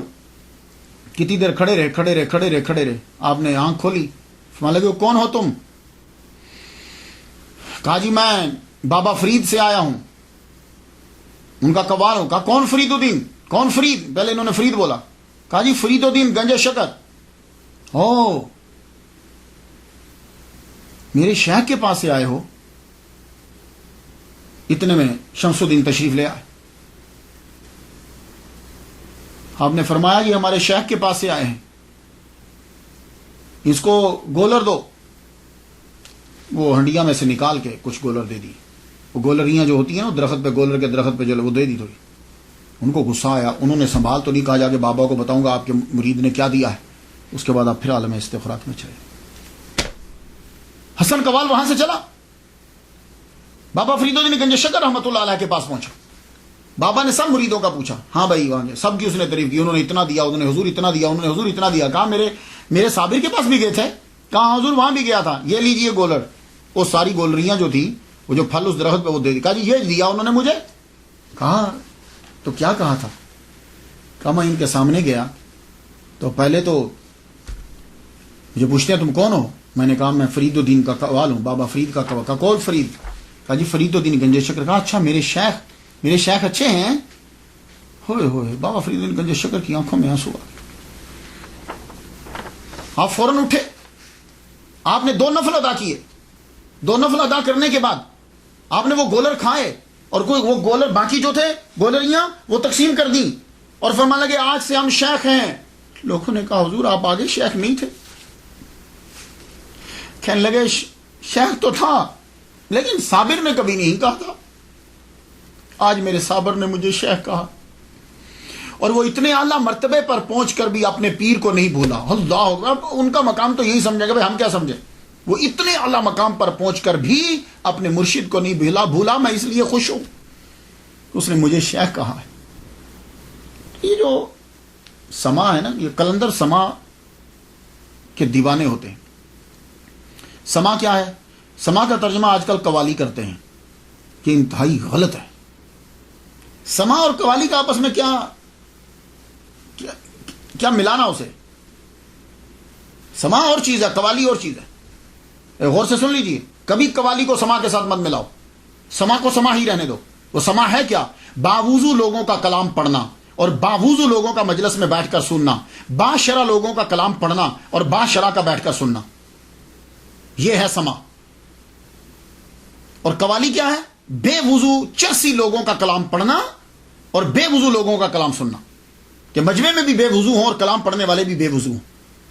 اگر آج کی قوالی کو وہ لوگ بھی, خواجہ معین الدین اجمیری, قطب الدین بختیار کاکی, نظام الدین اولیاء, بابا فرید, اگر وہ آج کی قوالی کو دیکھ لیتے وہ اس کو ناجائز قرار دے دیتے کہ یہ لوگ پہلے نشہ کر کے پھر اس کے بعد کلام پڑھ رہے ہیں. وہ لوگ باشرع ہوتے تھے, باوضو ہو کر باوضو لوگوں کا کلام پڑھا کرتے تھے. تو اس لیے سما کو قوالی کے ساتھ مت ملائیے گا. سما وہ اور چیز تھی. لوگ اس کو پڑھنے کے لیے وہ جی وہ فلاں وہ بھی قوالی سنتے تھے, وہ ولی اللہ بھی قوالی سنتے تھے. یہ اس کے عشر عشیر بھی نہیں. تو سما جو ہے یہ اور چیز ہوا کرتی تھی. صابر پیا جو ہے وہ خود شاعری فرماتے تھے. پہلے آپ اپنا تخلص احمد رکھتے تھے, پھر جب آپ کو صابر کا لقب ملا تو پھر آپ نے ٹائٹل ملا تو آپ نے تخلص صابر لکھنا شروع کر دیا. عالم استغراق کے اندر بھی سم ٹائم قوالی کرنے لگ جاتے, قوالی مینز کلام پڑھنے لگ جاتے عالم استغراق کے اندر. اور وہ کلام جو ہے وہ شمس الدین لکھ لیا کرتے. میں کچھ پنکتیاں آپ کی نظر کروں, اندازہ ہو جائے آپ کو. امروز شاہ شاہاں مہمان شدست مارا, جبریل با ملائک دربان شدست مارا. یہ کلام کی جو پرواز ہے نا, عام آدمی کی یہ پرواز نہیں ہو سکتی. امروز کہتے ہیں آج کو. امروز شاہ شاہاں مہمان شدست مارا, آج بادشاہوں کا بادشاہ میرا مہمان ہوا ہے. وہ بادشاہوں کا بادشاہ اتنے اعلیٰ مرتبے پر فائز ہے کہ جبریل جو ہے وہ دربان ہے. جبریل با ملائک دربان شدست مارا. اس بادشاہ کی وجہ سے ہمارے دروازے کے اوپر جبریل علیہ السلام کھڑے. اب فرشتوں کے ساتھ اے احمد بہشت و دوزخ عاشقوں پہ حرام ہے. احمد بہشت و دوزخ بر عاشقاں حرام است. اینجا رضائے جانا رضوان شدست مارا. تو بہت اعلیٰ مقام ہے. احمد بہشت و دوزخ جنت و دوزخ بر عاشقاں حرام است. عاشقوں پہ حرام ہے. اینجا رضائے جانا رضوان شدست مارا. ہمارے لیے جنت کیا ہے؟ محبوب کا راضی ہو جانا یہی جنت ہے. عام بندہ مذاق اڑائے گا. ہو جنت کی بےزتی ہوگی, دوزخ کی بےزتی ہوگی. لو ان کو دوزخ اور جنت کی ہے, مالک کی رضا کا کوئی فکر نہیں ہے. یہ بےزتی نہیں ہے, اصل چیز ہی یہ ہے. یہ ولایت ہے ہی, صوفیزم ہے ہی, یہ کہ رب کی رضا کو مقدم رکھنا ہے, باقی چیزیں نہیں. نگاہ افتاد چوں پر سدرا صابر. یہ جب آپ نے اپنا تخلص صابر رکھ لیا تو پھر یہ کلام میں تھوڑا عرض کر رہا ہوں. نگاہ افتاد چوں بر سدرا صابر ز گرمی نگاہ من سدرا سخت. فرماتے ہیں کہ جب نگاہ اٹھا کر صابر نے سدرا کی طرف دیکھی تو میری آنکھ کی گرمی کی وجہ سے سدرا کو آگ لگ گئی. اب لوگ اس پہ اعتراض کریں گے لیکن اس کو سمجھ نہیں آئے گی وہ کیا کہہ رہے ہیں. آپ کے ملفوظات بھی ہیں, بہت خوبصورت گفتگو آپ نے کہی. لوگ جب آتے تھے ان میں سے چند سنا دو. اے فرزند آدم, اللہ کہتا ہے, اور وہ کلام سنانے کہ اللہ تمہیں یہ کہتا ہے میں نے تمام اشیاء تمہارے لیے بنائی ہیں اور تجھ کو اپنے لیے, پھر تو اپنے آپ کو دوسروں کے دروازے پہ کیوں ذلیل کرتا ہے. اے فرزند آدم, روزی کا غم نہ کر جب تک میرے خزانے بھرے ہوئے, اور یاد رکھ میرے خزانے کبھی خالی نہیں ہوں. ان چیزوں کو کبھی پڑھو یار, تنہائی میں پڑھو. یہ اس لیے ولیوں کو ولی کی بات کا اثر ہوتا ہے دل کے اندر جا کے. ان لوگوں کو کیا معلوم ہو. 13 سال کے بعد کلیئر میں ہی آپ کو بابا فرید الدین گنج شکر رحمۃ اللہ علیہ کے وصال کی خبر میں بڑا صدمہ ہوا کہ میرے مرشد دنیا سے چلے گئے. مرشد کی یاد اور مرشد کی باتیں جب سنا رہے تھے تو سید شمس الدین ترک علوی قلندر رحمۃ اللہ علیہ سے کہنے لگے, پانی پتی سے کہنے لگے, میرے پیر کو فنا و بقا دونوں مقام حاصل تھے. میرے پیر کو فنا اور بقا دونوں مقام حاصل تھے. یہ فنا بقا کیا ہے, یہ ٹرمینالوجی ہیں. اس کے لیے آپ کو میں ریکمینڈ کروں گا رسالہ کشیریہ, اس میں بھی ہے اور بھی اولیاء کرام نے لکھا ہے. یہ رسالہ کشیریہ کو میں دیکھ رہا تھا, ابو القاسم کشیری رحمۃ اللہ علیہ نے لکھا ہے. اس کے اوپر فنا اور بقا جو ہے, سادہ طریقے سے انہوں نے یہ کہا ہے کہ فنا کیا ہے, چیزوں کو, برائیوں کو ترک کر دینا, خواہشات کو چھوڑ دینا. تو جب خواہشات چھوٹ جاتی ہیں, برائیاں چھوٹ جاتی ہیں, تو پھر اچھائیوں کی بقا ہو جاتی ہے. تو آدمی جب اپنی خواہشات کو ختم کر دیتا ہے تو پھر وہ رب کے ساتھ ہی تو بچتا ہے, پھر تو باقی تو کچھ رہا ہی نہیں. یہ سادہ لفظ ہے, ویسے تو اس کے گہرائی و گہرائی بہت ہے, آپ خود پڑھ لیجیے گا. تو فنا اور بقا کیا ہے, ویسے سمجھاؤں فنا اور بقا کیا ہے. سادہ لفظوں میں یہ ہے کہ بندہ مرنے کے بعد بھی نہیں مرتا. لو بھائی یہ اس سے سادہ اور نہیں کر سکتا میں. بڑی خوبصورت مثال دی ہے انہوں نے. کہنے لگے دیکھو یہ عالم استغراق اور پتہ نہ چلنا کہ کون ہے. جیسے حضور صلی اللہ علیہ وآلہ وسلم پوچھتے ہیں, دروازہ کھٹکھٹایا, جی کون؟ کہا عائشہ. کا کون عائشہ؟ کہا ابو بکر صدیق کی بیٹی. کہا ابو بکر صدیق کون؟ میری یہ بات سنی, حدیث سنی ہے نا. تو اسی طرح کون فرید؟ جی میں فرید. اچھا, یہ عالم استغراق کیا ہے, آدمی کو پتہ نہیں چلتا. تو آدمی پھر کہاں ہوتا ہے اگر اس کو پتہ نہیں چلتا؟ کہاں ہوتا ہے وہ؟ میں اس کی ایک مثال دنیا سے دے دوں, وہ تو بڑی اعلیٰ مثال ہے, وہ تو آپ جب جاؤ گے تو پتہ چلے گا. کیا ہوا تھا یوسف علیہ السلام کو جب سامنے کیا گیا تھا, کیا ہوا تھا؟ قطان ایدیہن, یہی تھا نا. فلما رأیناہ اکبرناہ وقطان ایدیہن, وہ عورتوں نے اپنے ہاتھ کاٹ لیے اور کچھ پتہ ہی نہیں چلا. انگلیاں کاٹ لی, جس کو کل بول دیا ہے, انگلیاں کاٹ لی, پتہ ہی نہ چلا. یہ عالم استغراق کی قدرہ مثال ہے. عورت کو تکلیف بڑی جلدی ہوتی ہے, کانٹا بھی چپ جائے, انگلیاں کاٹ رہی, اس کو خبر نہیں ہو رہی. کیوں؟ اس لیے کہ رب تعالیٰ کا ایک چھوٹا سا, ایک ادنا سا کرشمہ, ایک قدرت, ایک نبی کا معجزہ ہے. اس نے ان کو ہر شے سے ہٹا دیا, ان کو خبر نہیں ہو رہی. تو اب مجھے اتنا بتا دو کہ جو ڈائریکٹ خدا تعالیٰ کی ذات کا مشاہدہ کر رہا ہوگا اسے کیا خبر ہوگی؟ تو اس لیے اولیاء کرام کو اور تصوف کو پہلے سمجھ لو یار.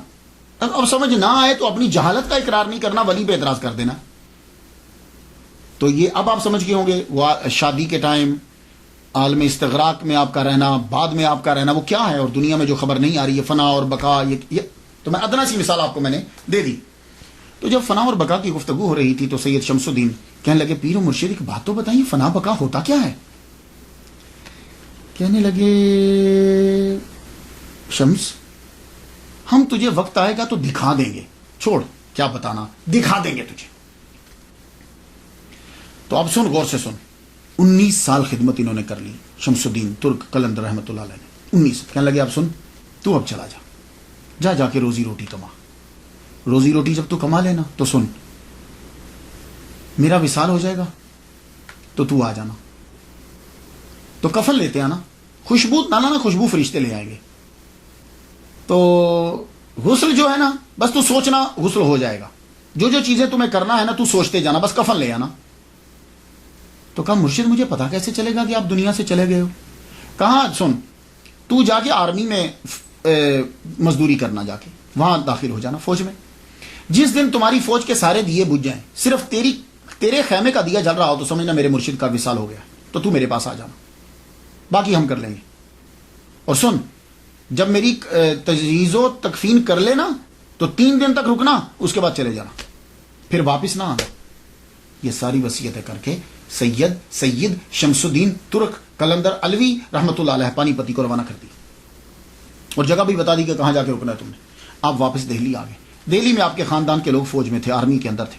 آپ نے جا کر فوج میں جو سلطان کی فوج تھی اس میں جا کے لی. ویسے تو بڑے مسلمانوں کی حکومت تھی, ایک ادھر مسلمان ایک ادھر, جو اصلی بادشاہ تھا اس کی فوج میں جا کے آپ نے نوکری شروع کر دی. اس دور کے اندر کیا ہوا کہ 1291 کی یہ بات ہے کہ کڑا کا حاکم جو ہے وہ باغی ہو گیا. وہ جب باغی ہوا تو وہ فوج حملہ کرنے کے لیے وہاں پہنچی. چھجو خان باز نے جو بھی نام لکھا ہے, باغی ہوا, آپ فوج میں شامل. کمال اس وقت یہ تھا کہ لوگ نماز پڑھتے تھے فوج میں بھی, جرنیل تک نماز پڑھتے تھے. جب مقابلہ کرنے لگے تو وہ چھجو خان کی فوج جو ہے وہ تو آرمی جو ہے وہ تو بھاگ کے قلعہ بند ہو گئی. یہ لفظ قلعہ ہوتا ہے, ہم اس کو قلعہ بولتے ہیں کیونکہ قلعہ ہمیں بولنے میں مشکل لگتا ہے. قلعہ بند ہو گئی. آپ نے قلعہ کا محاصرہ کر لیا. قلعہ کا محاصرہ بڑھ گیا. جب بڑھا تو نماز تو سب پڑھتے تھے, سردیوں کا موسم تھا. فجر کی نماز پڑھتے ہوئے بادشاہ کو گرم پانی کی جرنل کو گرم پانی کی ضرورت ہوتی تھی. تو جرنل کے لیے پانی لے جانے کے لیے آپ کا خیمہ جرنیل کے بالکل قریب تھا. تو وہ جو پانی گرم کرتا تھا نا وضو کا, وہ آپ سے آگ لے کے جاتا تھا. تو وہ آگ لیتا, پانی گرم کر کے پھر جا کے جرنل کو وضو کرنے کے لیے. ایک دن وہ خیمے میں آیا تو بابا ہے ہی نہیں, سید شمس الدین ترک قلندر رحمۃ اللہ ہے ہی نہیں. لگا کدھر گئے, یہی ہوتے تھے. یوں دیکھا تو پاس ہی تالاب تھا, تو تالاب کے کنارے پہ بیٹھے وضو کر رہے ہیں. اتنے ٹھنڈے پانی سے وضو کر رہے ہیں. جا کے دیکھنے لگا, کہنے لگا ہو سکتا ہے پانی گرم ہو, مجھے ٹھنڈا لگتا ہو. اس نے بابا اٹھ کے جب ادھر آ رہے, یہ ادھر سے گیا, جا کے دیکھا تو جہاں سے بابا جہاں بیٹھے ہوئے تھے وہاں پانی گرم تھا. اس نے سائڈ پہ ہاتھ لگایا تو پانی ٹھنڈا. ہو سکتا ہے میرا وہم. آیا واپس. دوسرے دن پھر آیا. اب ادھر نہیں گیا, خیمے میں نہیں گیا, وہاں لکڑی لوں گا جلاؤں گا, وہیں سے پانی لے لوں جہاں سے بابا وضو کرتے. اب جب آپ وضو کر کے اٹھے, آپ واپس ادھر آنے گئے, یہ سائڈ سے جا کے وہاں سے پانی لیا تو گرم, اور سائڈ پہ ہاتھ لگایا تو پانی ٹھنڈا. پانی لے کے گیا تو جرنیل پوچھتا ہے, سیناپتی پوچھتا ہے, کہتا ہے آج پانی تو جلدی لے آیا, آگے دیر لگاتا تھا. تو سچ اس نے بول دیا. کہنے لگا یہ جو تمہارے ایک خیمہ چھوڑ کے آگے خیمہ, اس خیمے میں بابا رہتے تھے, ان سے آگ لے کے پھر پانی گرم کر کے پھر لاتا تھا. آج میں وہ بابا جو ہیں وہ تالاب جا کے وضو کرتے ہیں, انہی کی جگہ سے لے آیا ہوں پانی. وہ جہاں وضو کرتے ہیں وہاں پانی گرم ہوتا ہے. میں نے کہا یہ کیسے ہو سکتا ہے. اب دونوں نے چھپ کے دیکھا. سید شمس الدین ترک قلندر رحمۃ اللہ علیہ کو دیکھا کہ وضو کر رہے ہیں. اب دونوں جو ہیں وہ بعد میں گئے, جب بابا آگے تو دیکھا پانی گرم. اب یہ فجر کا وقت گزرا, ظہر عصر مغرب عشاء ہوئی تو آندھی چل گئی. آندھی اتنے زور کی چلی, بارش اتنے زور, سب خیمے اڑ گئے. خیمے جب اڑے, بابا کا خیمہ برقرار, اور اندر موم بتی جل رہی ہے, اور آپ قرآن مجید پڑھ رہے ہیں. جرنیل حیران, ایک دم سے اب وہ خیمے میں گیا رات کے وقت. اندر دیکھا تو وہی بابا بیٹھے، کہنے لگے بابا تم اللہ کے ولی ہو، دعا کرو کہ قلعہ فتح ہو جائے۔ آپ نے فرمایا اچھا سب سے پہلے میری تنخواہ دو، یہ جتنے دن میں نے کام کیا ہے میرے پیسے دو۔ اس نے پیسے فوراً لا دی۔ فرمانے لگے دوسرا میرا استعفیٰ قبول کرو، میں آئندہ کے بعد تیری فوج میں نہیں ہوں گا، مجھ پہ حکم مت چلانا۔ دوسری یہ بات۔ تیسری میں اب واپس جا رہا ہوں، صبح کے وقت حملہ کر دینا، تجھے فتح ہو جائے گی۔ آپ یہ کہہ کے وہاں سے چل پڑے۔ کیوں؟ اس لیے کہ آپ کو پتہ چل گیا کہ میرے پیر کا وصال ہو گیا ہے۔ آپ وہاں سے جب چلے تو کہنے لگے میں سہارنپور کلیئر میں کیسے پہنچوں گا وہاں؟ ایک دم سے آپ کو ٹھوکر لگی تو آپ کا سر کسی چیز سے ٹکرایا، آپ بے ہوش ہو کے گر گئے۔ جب آنکھ آپ کی کھلی تو پیر کی جھونپڑی کے پاس لیٹے ہوئے۔ آپ ایک دم سے اٹھے، دیکھا پیر کے پاؤں کی طرف شیر ہے، صابر پیا کلیئر رحمۃ اللہ علیہ کے پاؤں کی طرف شیر بیٹھا ہوا ہے۔ آپ جو ہی اٹھے وہ چلا گیا۔ آپ نے اپنے پیر کو سوچا ایک دم سے کہ میں ان کو غسل دوں، ایک دم سے پانی کی فوار آئی اور آپ کو غسل ہو گئی۔ آپ نے یوں کفن رکھا، کفن خود بخود آپ کی جسم کو لپٹ گیا، جسم کو لپٹا۔ اب آپ جنازے کے لیے پریشان ہے کہ بندہ تو ہے ہی کوئی نہیں ہے۔ تھوڑی دیر کے بعد ایک گھڑ سوار آیا، قریب آتا ہے، قریب آیا، رکو ہم جنازہ پڑھائیں گے۔ جنازہ پڑھانے لگے اور ان کے چہرے کے اوپر نقاب ہے، چہرے کے اوپر نقاب۔ جنازہ پڑھایا تو سید شمس الدین کہتے ہیں ترک رحمۃ اللہ علیہ کہ جب میں نے جنازہ شروع کیا تو ایک بندہ بھی نہیں تھا، اور جب میں نے سلام پھیرا تو دیکھا تحت نگاہ صفیں ہی صفیں، شہداء رجال الغیب سب پیچھے کھڑے ہیں۔ تو نکاح پوچھ جنازہ پڑھا کے جب جانے لگا تو میں نے ان کو پکڑ لیا۔ میں نے کہا بھائی رکو، کوئی مجھ سے پوچھے گا تیرے پیر کا جنازہ کس نے پڑھایا تھا تو میں کیا جواب دوں گا؟ انہوں نے ایک دم سے چہرے سے نقاب ہٹایا، کہنے لگے شمس وہ فنا ہے، یہ بقا ہے۔ تو نے پوچھا تھا نا، تو لے آج تمہیں ہم نے دکھا دیا۔ تو آپ اب کیا ہے، یہ چیزیں کچھ چیزیں سمجھائی نہیں جا سکتی، جیسے اللہ نے خود کہہ دیا وَلَا تَقُولُوا لِمَن يُقْتَلُ فِي سَبِيلِ اللَّهِ أَمْوَاتٌ بَلْ أَحْيَاءٌ وَلَٰكِن لَا تَشْعُرُونَ۔ یہ چیزیں سمجھائی نہیں جا سکتی۔ یہ جب آدمی اس مقام پہ پہنچ جاتا ہے تو سمجھ آنے لگ جاتی ہے۔ تو آپ 3 دن تک آپ کی قبر کے، وہ کہتے ہیں کہ خود بہت، پھر آپ کا جسد انور قبر میں گیا، آپ نے وہ کھودی، قبر کے اندر جسد انور خود بہت گیا، خود بہت مٹی ڈلی۔ آپ وہاں بیٹھے رہے 3 دن تک، قرآن مجید پڑھتے رہے۔ 3 دن کے بعد وہاں سے چلے گئے کیونکہ پیر نے یہی کہا تھا، اور آپ نے جا کے پانی پت میں ڈیرا لگا لیا۔ پھر سالوں گزر گئے، 100 سال 200 سال، ہر طرف آگ برستی تھی۔ کوئی آدمی اگر جانے کی کوشش کرتا، قبر کا نشان مٹ گیا، کسی کو معلوم ہی نہیں کہ یہاں کہیں قبر ہوتی تھی۔ آپ کی قبر آپ کا، لیکن ذکر آپ کا ہوتا رہتا تھا۔ کیوں؟ اس لیے کہ صابریہ سلسلہ جاری تھا۔ صابریہ سلسلہ جو ہے وہ آپ کا جاری و ساری رہا۔ کیوں؟ اس لیے کہ صابر پیا کے مرید، ایک ہی مرید سید شمس الدین ترک قلندر رحمۃ اللہ علیہ پانی پتی، ان کے مرید جلال الدین المعروف کبیر الاولیاء، ان کے مرید مخدوم عبد الحق، ان کے مرید شیخ محمد خلف شیخ العالم، ان کے مرید قطب عالم شیخ عبد القدوس گنگوہی رحمۃ اللہ علیہ۔ یہ عبد القدوس گنگوہی رحمۃ اللہ علیہ جو ہیں، یہ اپنے دادا پیر مخدوم عبد الحق رحمۃ اللہ علیہ کی قبر کے اوپر روزانہ فجر کے بعد جھاڑو دیا کرتے تھے۔ تو ایک دن جھاڑو دے رہے ہیں کہ بزرگ پاس سے گزرے، کہنے لگے کبھی ہماری قبر پہ آ کے بھی جھاڑو دینا۔ کہنے لگے اچھا جی آؤں گا۔ وہ بندہ جب رو میں ہوتا ہے نا تو سوچتی ہے نے بات کیا کہی اور میں نے کیا کیا دیا۔ تو وہ جا چکے تھے، سوچنے لگے یہ کون تھے جو اپنے مزار کی دعوت دے گئے ہیں خود ہی۔ پھر آہستہ آہستہ ان پر آشکار ہوا عبد القدوس گنگوہی رحمۃ اللہ علیہ۔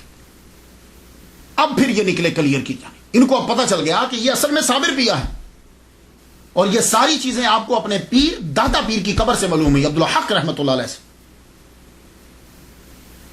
اب یہ وہاں سے چلے، جب یہ کلیئر کی طرف چلے، جہاں جہاں رکتے جائیں نفل پڑھتے جائیں، آگ گرے لیکن دعا کریں اور ختم، پھر آگے پھر آگے پھر آگے، حتیٰ کہ آپ نے قبر کے نشان کو پا لیا، قبر کے نشان کو پا لیا۔ پھر آپ نے دعا کی کہ یہ سلسلہ جلالیت کا ختم کرو تاکہ تمہاری قبر پہ لوگ بھی آئیں۔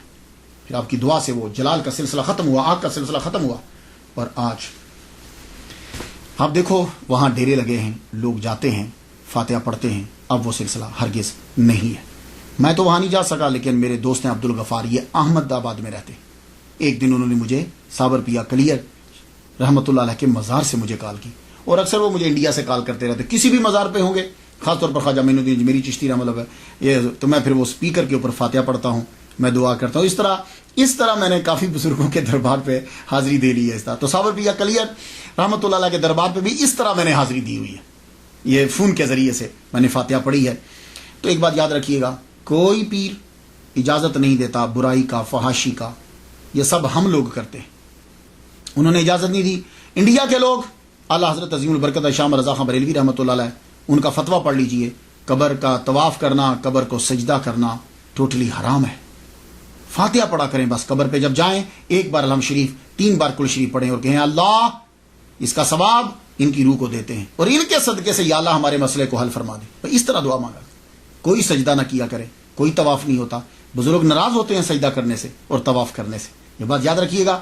فاتحہ ان کے لیے پڑھیے، وہاں دیگیں دینی ہے جو مرضی دو، بکرے ذبح کرو، لیکن اس کا طریقہ کیا ہے؟ بسم اللہ اللہ اکبر پکوائیے، ختم پڑھائیے، اور غریبوں کو تقسیم کر کے یا اللہ کھانا کھلانے کا ثواب اور فاتحہ کا ثواب ان کی روح کو دیتے ہیں، اپنی بارگاہ میں قبول فرما۔ میں تو ان کے لیے فاتحہ پڑھ چکا، آپ بھی جو ہے وہ فاتحہ ضرور پڑھیے گا۔ اجازت دیجیے، وآخر دعوانا ان الحمد للہ رب العالمین۔